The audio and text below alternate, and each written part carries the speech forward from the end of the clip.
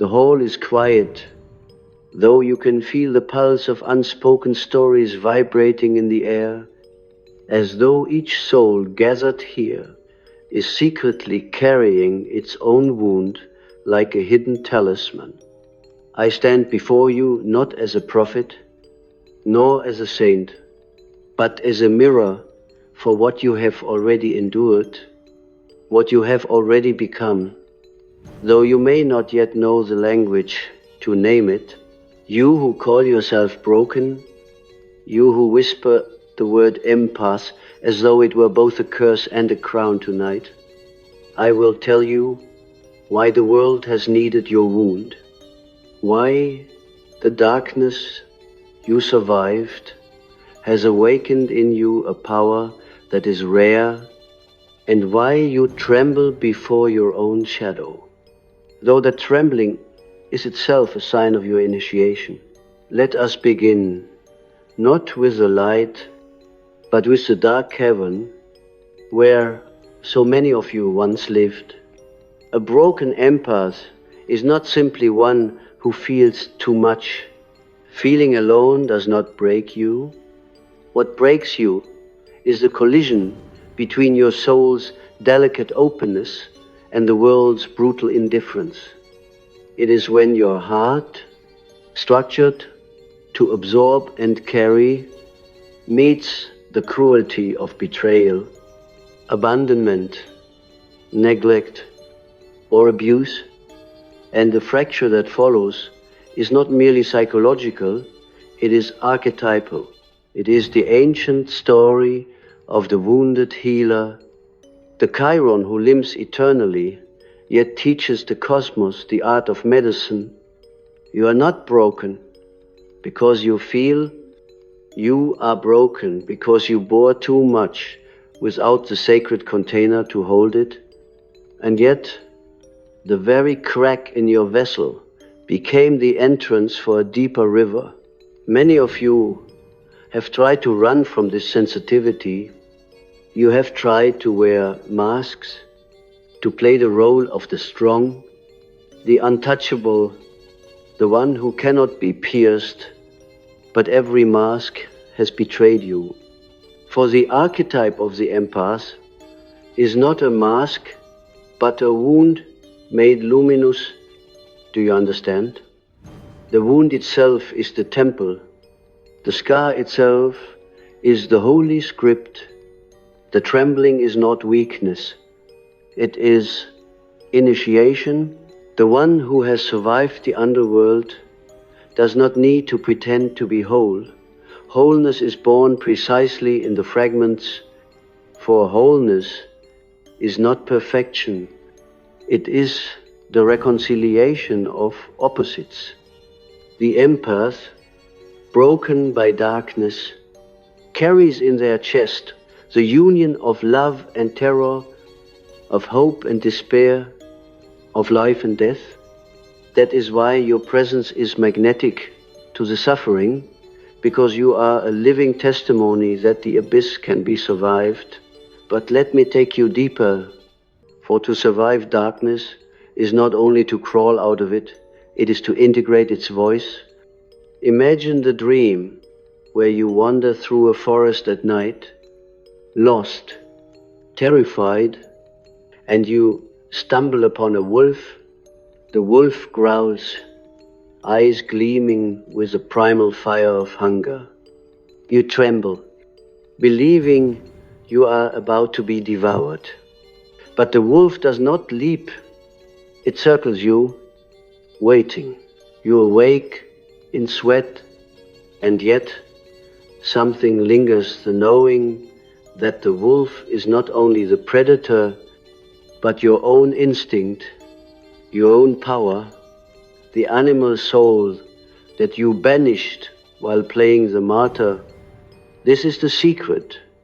The empath learns in their brokenness that their compassion is incomplete without their wolf, that their love becomes distorted, addictive, even enslaved, when it denies the raw, untamed energy of the shadow To awaken as a broken empath is to reclaim the wolf, to let the growl live alongside the tenderness, to feel not only the sorrow of others, but the ferocity of one's own boundaries. What rare power then emerges from this? It is the power of presence that does not shatter when the room collapses into grief. It is the ability to stand beside the suicidal, the grieving, the abandoned, and not rush to erase their pain, but to hold it as though it were sacred fire. For you have sat in that fire yourself. You have been the abandoned one. You have been the castaway on the shore of despair. And when you returned, the flames did not vanish. They settled inside you, becoming a lamp. This is why others confide in you secrets they have told no one. It is not because you are merely kind. It is because your soul has become a terrain that has already housed their nightmare. And so they trust you, often without knowing why. The broken empath then awakens the archetype of the wounded healer, but not as sentimentality. Do not confuse sentiment with transformation. The healer does not heal by fixing. The healer heals by embodying. You do not need to repair another soul. You need only to show them that brokenness can become a doorway, that darkness can become initiation, that despair can become the womb of vision. And yet, to reach this state, you must surrender the illusion that you are only light. You must walk hand in hand with your shadow, or else your empathy will remain an unconscious hunger, a way of feeding your need for worth by endlessly rescuing others. Think of the dream of the flood. The waters rise, crashing through the town, sweeping away homes, memories, lives. You cling to the branch of a tree, holding on until your arms ache, and suddenly you let go. You expect death, yet the water carries you to a new shore. This is the broken empath's path, the letting go of control, the surrender to the archetypal flood, which cleanses not only your illusions, but also your compulsions. You are no longer simply the one who absorbs others' emotions like a sponge. You are the one who channels the flood into rivers of wisdom, into art, into prophecy, into deep presence. The rare power is not to feel endlessly, but to transmute feeling into meaning. You must also understand that in surviving the darkness, you became a bridge between the conscious and the unconscious, between the human and the archetypal. Most people flee from the unconscious, fearing its dreams, its chaos, its irrationality. But you have lived there. You have faced nightmares not only at night, but in waking life. And so your psyche is fluent in the language of symbols. When someone tells you their dream of falling, you know the taste of that abyss. When someone confesses, they feel as though they are dying.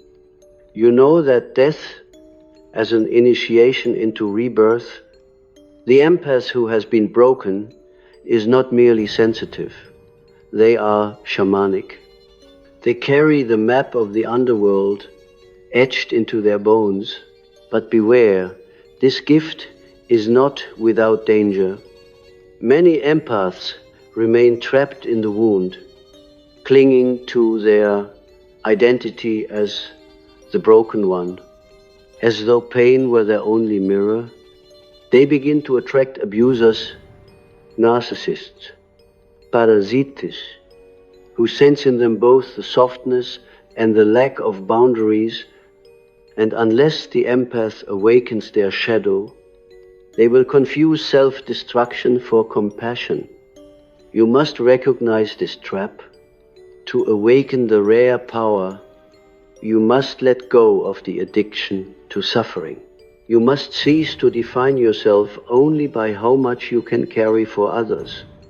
True compassion is fierce. It says yes and no with equal sacredness.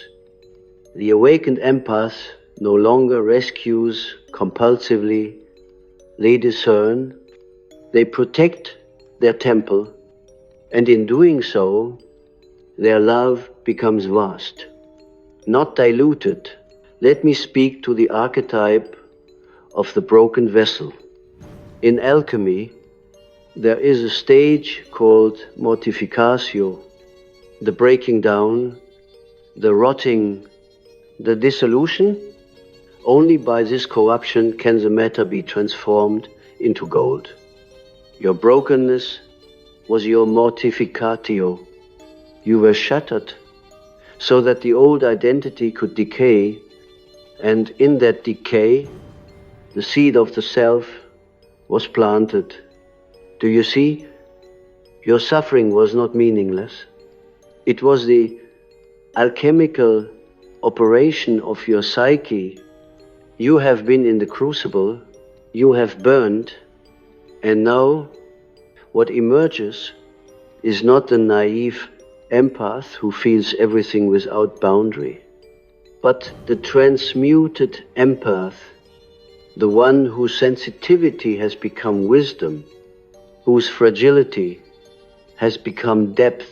So when you ask why you survived, when you wonder what purpose your darkness served, I tell you, you survived to become a mirror for humanity's forgotten wound. You survived to embody the truth that empathy without shadow is slavery, but empathy with shadow is liberation. You survived to awaken the rare power of presence that heals not by words, but by being. This is not philosophy, it is lived initiation. Each of you who sits here broken is already carrying the seed. The question is whether you will water it with awareness or smother it with fear. And now I ask you to feel into this truth, that the very fracture you once cursed is the doorway to your wholeness, that your tears were the river washing you toward your destiny, that the abyss you thought would consume you has become the ground upon which you now stand. The rare power is not out there. It is not something you must chase. It is already stirring in the marrow of your bones. It is the wolf in your dream, the flood that carried you, the fire that burned you, and when you claim it, when you cease to run from it, you will realize you were never merely an empath. You were always a wounded healer, a bridge, a vessel of transmutation, broken. Yes, but broken open, not broken apart. Do not think, my friends, that the breaking of the empath is merely a personal accident, a private wound, irrelevant to the whole. It is, in truth, a collective drama enacted through your life. Humanity itself is broken, split between its light and its shadow, its ideas and its cruelties. The empath becomes the vessel through which this fracture is most painfully revealed. You carry not only your own sorrows, but the unspoken grief of generations, the archetypal wound of the human family. That is why you feel so much more than you can explain. You are porous. Yes, But it is more than that. You are chosen as a mirror of the collective unconscious, and your suffering reflects the hidden war within humanity's soul. Yet in this unbearable vocation lies your rarest gift. For while others deny, repress, or project, you cannot help but feel. You are forced to confront what the world hides from itself. When cruelty pierces you, you cannot simply say, "It is nothing." When love is withdrawn, you cannot numb yourself as others do. You are compelled to experience the full spectrum of abandonment, shame, and longing. And through this, your soul becomes like a darkened chalice, capable of containing what the collective disowns. That chalice, though heavy, becomes the sacred vessel of transformation. This is why you have been misunderstood, why you have been told you are too much, too sensitive, too fragile, for in truth, you are carrying the unbearable on behalf of the world. Now, many of you may ask, but why must I suffer so? Why must my path be heavier than others? And I will tell you, archetypal roles are not chosen by preference. The wounded healer does not apply for their vocation. They are seized by it. They are thrown into the underworld so that, in surviving, they may become the guide. You did not choose to be broken. The darkness broke you. But what you choose now is whether you will remain shattered or whether you will let the fracture become a gateway. To cling to victimhood is to stagnate. To accept the archetypal role is to awaken. You cannot erase the past, but you can transmute it into meaning. Consider the symbol of the phoenix. It does not merely endure the fire, it becomes it. The broken empath, in awakening, must do the same. The flames that once consumed you must now radiate from within you as illumination. This is the power you awaken after surviving darkness. The power to embody paradox. You become both fragile and indestructible, soft and fierce, compassionate and discerning. You learn to sit with grief without drowning, to walk beside rage without being devoured, to hear silence and know it speaks. This power cannot be taught in books. It is born only in the crucible of lived suffering. But what of the shadow? For many empaths, brokenness leads to a dangerous temptation, to deny the shadow, to cling desperately to an image of endless goodness, endless giving. You say to yourself, if I am kind enough, if I love enough, I will not be abandoned again. And so you pour yourself out until you are empty, mistaking martyrdom for love. Yet the unconscious cannot be deceived.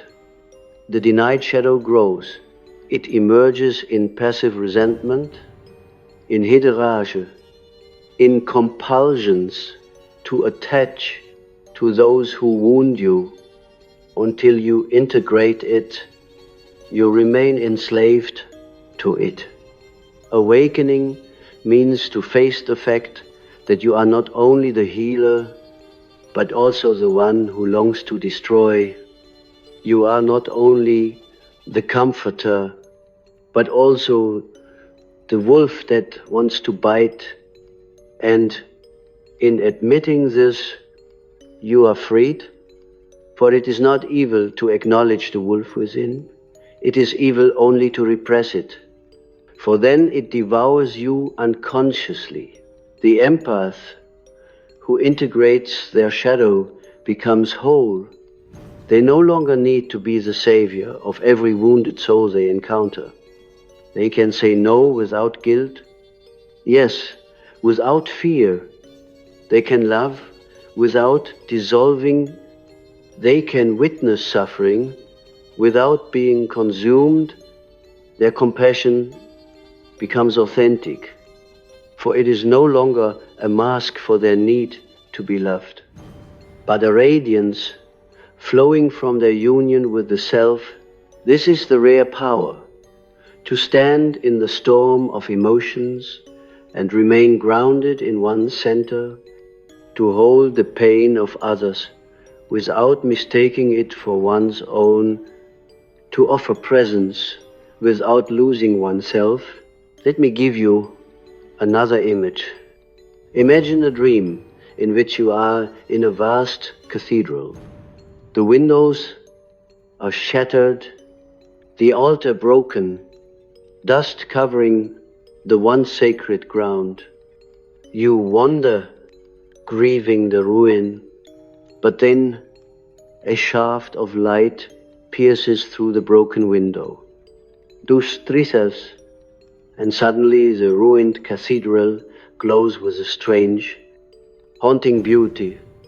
You realize the temple was never meant to be perfect.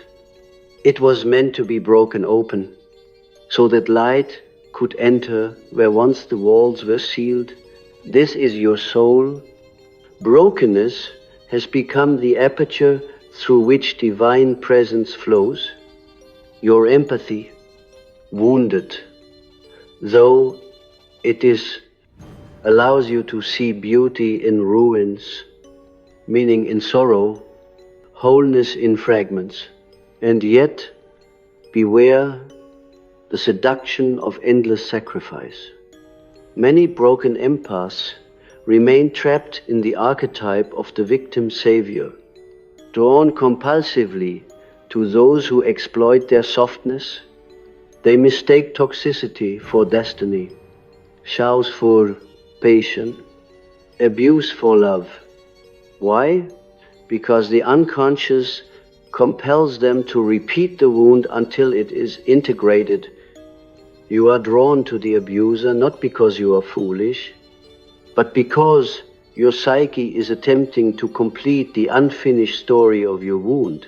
But if you awaken, you no longer need to repeat. You can see the pattern, name it, and step aside. You are not required to bleed endlessly for others. Your wound was not meant to enslave you, but to liberate you. So I ask you, when will you cease to call yourself merely broken? When will you claim the truth that you are broken open, not broken apart? When will you cease to hide your shadow in the name of love, and instead allow love to be strengthened by shadow? When will you recognize that your very survival has already proven your power? For if the darkness intended to destroy you, it has failed. You are here, breathing, listening, feeling. That is no small victory. That is evidence that the flame within you cannot be extinguished. And now I will whisper to you a secret the unconscious has shown me. The rare power of the broken empath is not merely the ability to feel, it is the ability to midwife the birth of another soul. When someone in despair comes to you, you do not rescue them. You do not erase their pain. You stand beside them as the midwife stands beside the woman in labor. You know the contractions are necessary. You know the cries are sacred. You hold space, whisper encouragement. Remind them of the life that is being born. This is the healer's task, not to take away the suffering, but to help transmute it into new life. And only the one who has endured their own labor can do this authentically. Therefore, your survival is not the end of the story. It is the beginning of your vocation. You are called not only to live, but to witness, to guide, to embody. Your tears were not wasted. They became holy water. Your nightmares were not meaningless. They became maps of the underworld. Your silence was not emptiness. It was gestation. And now, as you rise from the ashes of your own darkness, you carry with you the rarest treasure, the wisdom of survival, the strength of integration, the radiance of broken wholeness.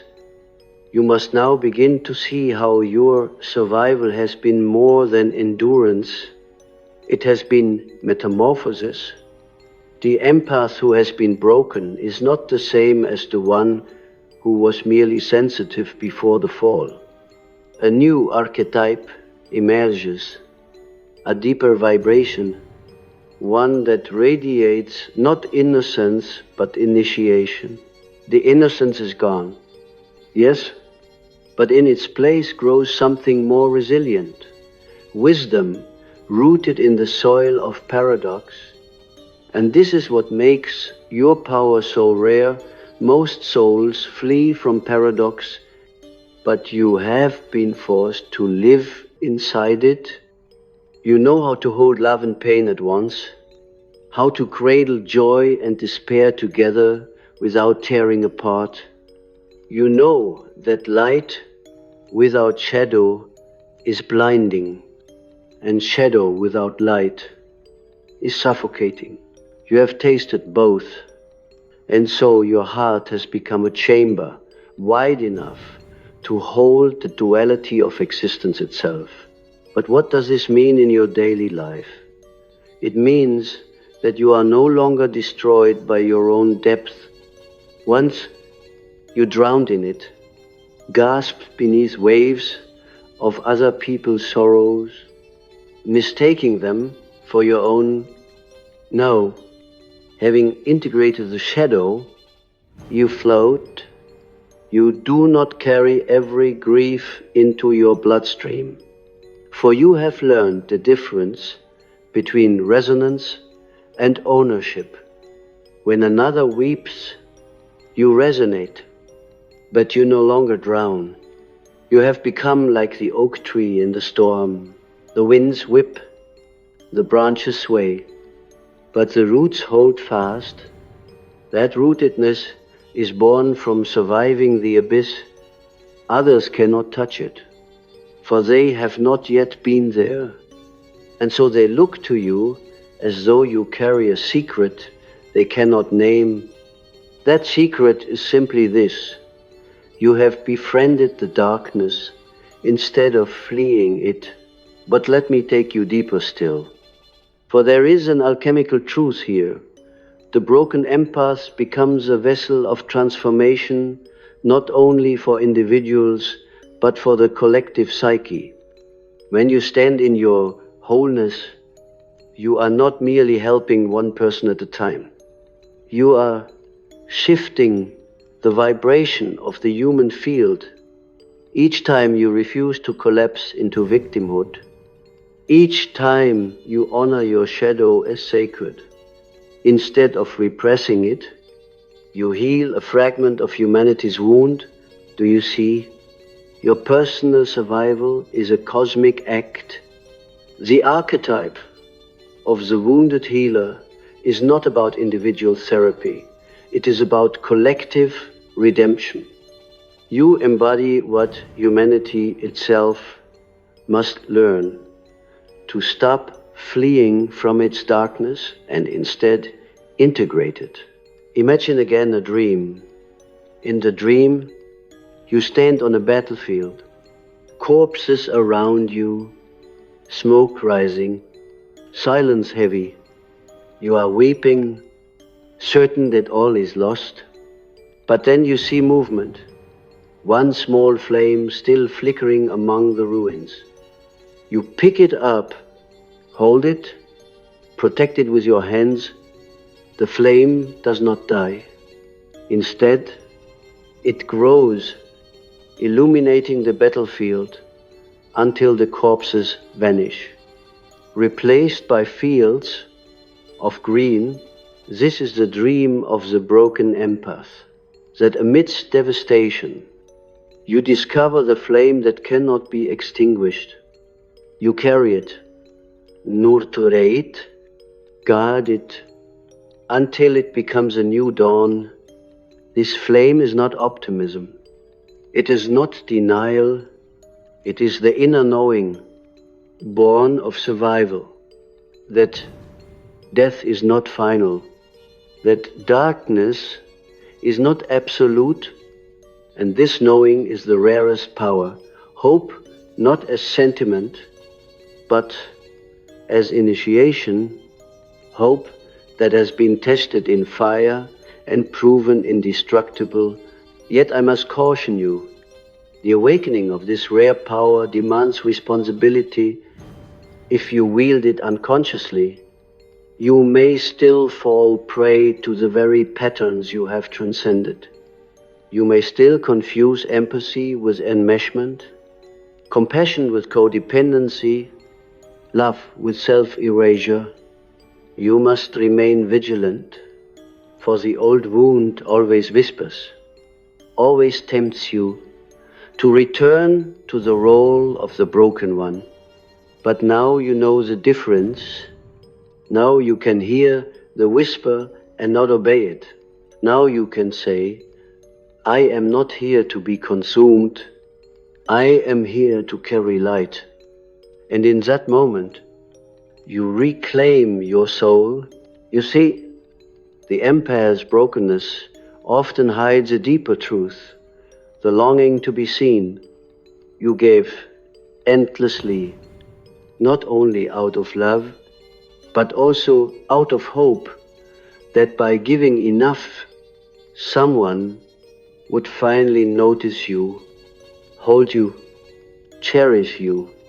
And when they did not, you shattered. But in the awakening, you learn the radical truth. You were always the one meant to see yourself. You were always the one meant to hold your own shadow, to cherish your own wound, to cradle your own soul. The rare power is not that others finally validate you. It is that you finally validate yourself, shadow and all, that you become your own witness, your own healer, your own lover of the broken fragments that once felt unworthy. This is individuation, the union of the self with the self, the reconciliation of your conscious wound with your unconscious wholeness. Do not underestimate this, for when you see yourself fully, without denial, without shame, the world can no longer manipulate you. Narcissists lose their hold. Abusers lose their hooks. Parasites lose their teeth. They cannot control the one who has befriended their own shadow, for manipulation depends upon your fear of what you hide.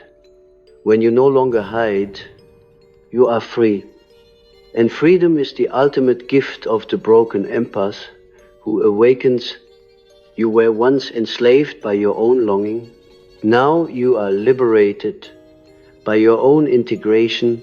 And so, I ask you again to imagine yourself standing before a mirror, cracked, jagged, fragments, reflecting pieces of your face. You have always hated this mirror, for it shows you distorted, broken, incomplete. But tonight, you decide to look differently. You see that each crack reflects a different part of you, the child, the lover, the victim, the survivor, the wolf, the healer. All are you.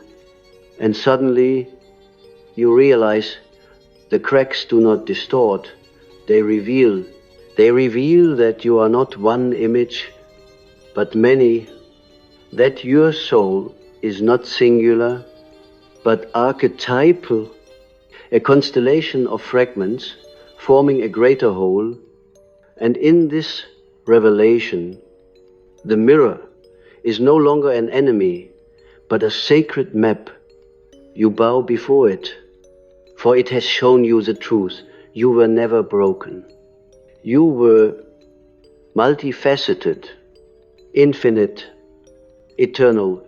This, then, is the rare power to live as a walking paradox, to embody both wound and healing, shadow and light, death and rebirth, to be a cathedral whose windows are shattered, yet whose ruins glow with divine fire, to be a vessel cracked open, yet overflowing with the waters of life, to be an empath who has survived the darkness and therefore carries within them not fragility, but the indestructible flame of consciousness. And now, as we approach the close of this journey together, I must bring you into the heart of the mystery. For all that I have said, the brokenness, the shadow, the survival, the flame, these are but steps toward a greater revelation that the rare power of the broken empath is not merely psychological, nor only archetypal, but spiritual. When you descended into darkness and returned, you did not only gain empathy, you touched the numinous, you brushed against the eternal. You discovered that even in the abyss there is presence. You felt the hands of the unseen guiding you through the labyrinths of your own pain. And though you could not name it, then you now know the soul is indestructible. This realization alters everything. Once you feared your fragility, you thought, I am too sensitive. I will never survive in this harsh world. But now you see that your sensitivity is not weakness. It is antenna. It is the instrument by which you perceive the music beneath the noise, the divine voice beneath the chaos. Your brokenness tuned this instrument. The fracture became the opening through which spirit plays its symphony. And so, what you once called curse is in truth initiation into a deeper participation with the cosmos.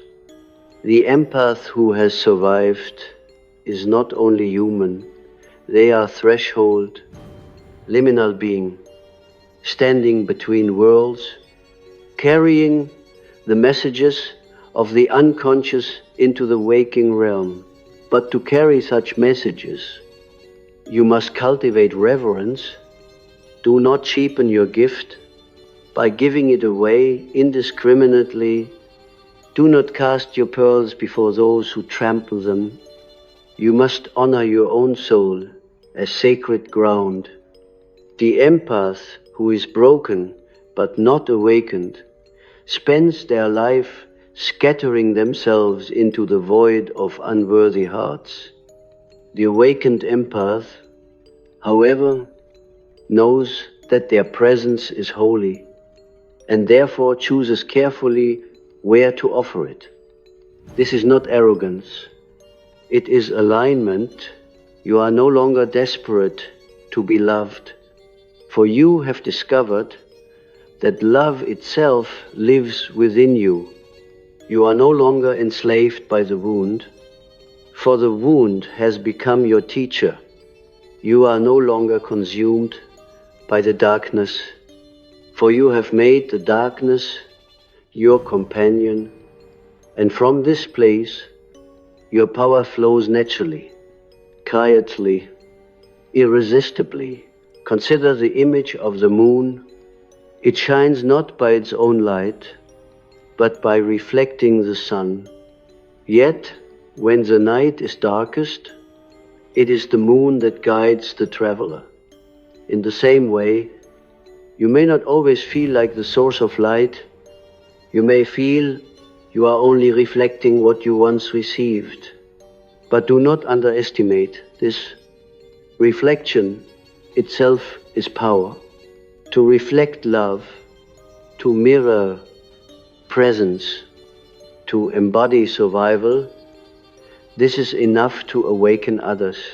Many wander in endless night, and when they see you glowing, not in perfection, but in luminous brokenness, they remember that survival is possible. They remember that wholeness is not the absence of scars, but the presence of integration. In you, they glimpse hope, and hope, my friends, is contagious. But this power must also be grounded. The danger of the empath is to drift, to dissolve, to lose themselves in the collective sea. Therefore, you must root yourself daily. Root yourself in ritual, in stillness, in creative expression. Root yourself in the body, in breath, in the rhythm of the earth. For without grounding, your rare power becomes scattered. Like lightning without a conductor, you must give your fire form, or else it consumes you. Write, paint, sing, speak, walk among the trees, breathe with intention. Let your empathy move through channels, not bleed endlessly into the void. In this way, your gift becomes sustainable, not destructive. In this way, you honor both your shadow and your light. And let us not forget, your awakening is not only for you, it is for those who will come after. You are part of a lineage of broken souls who survived and found meaning. The mystics, the prophets, the healers, the artists, they too were empaths, shattered by darkness.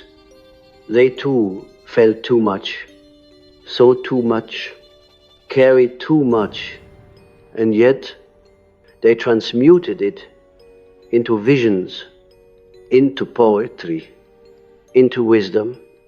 You walk in their footsteps, and one day others will walk in yours. Your survival will become their map. Your scars will become their compass. Your story will become their strength. Thus, the circle continues. Thus, the archetype lives on. So I ask you, as you leave this sacred space, will you continue to call yourself broken? Or will you call yourself awakened? Will you remain a prisoner of your wound? Or will you become its prophet?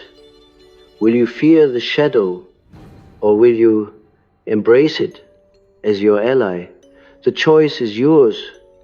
But I tell you this, the moment you decide to honor your wound as initiation, everything changes.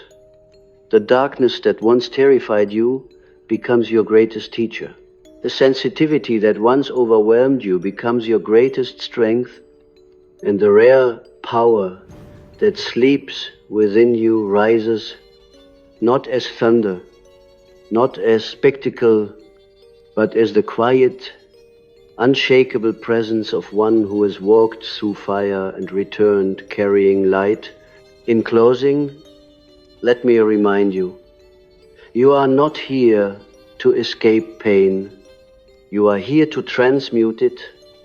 You are not here to be unbroken. You are here to be broken open. You are not here to numb yourself against the world. You are here to feel it so deeply that your very presence becomes a salve, and when you doubt this, when the old voices return to tell you that you are too much, too fragile, too broken, remember this. The rare power of the broken empath is not fragility, it is indestructibility, disguised as sensitivity. You are still here, and that is proof enough.